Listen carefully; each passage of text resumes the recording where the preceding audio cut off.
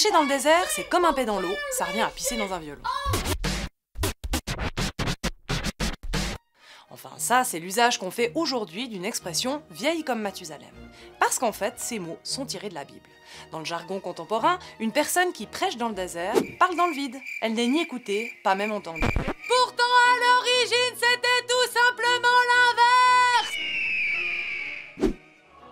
Dans la Bible, donc, le désert est le lieu de la révélation.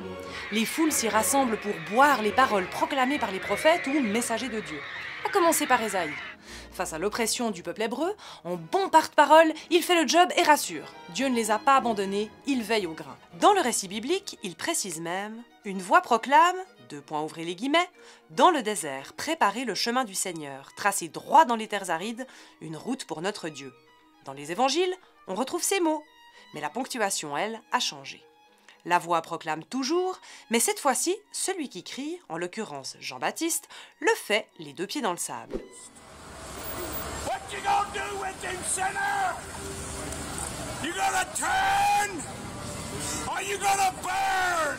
Bien loin de son sens originel, la signification qu'endosse aujourd'hui cette expression la rapproche de deux autres, attribuées à Jésus, et qui, elles, n'ont rien perdu en route. Nul n'est prophète en son pays, qui veut toujours dire que plus on est loin de chez soi, plus on a des chances d'être écouté et cru, et le fameux « jeter des perles au pourceau » ou au cochon, qui désigne un présent fait à quelqu'un qui ne le mérite pas et qui ne saura pas en apprécier la valeur. Ces trois expressions bibliques constituent ainsi un argument d'autodéfense pour dénoncer l'ignorance ou l'injustice dont on estime être la victime.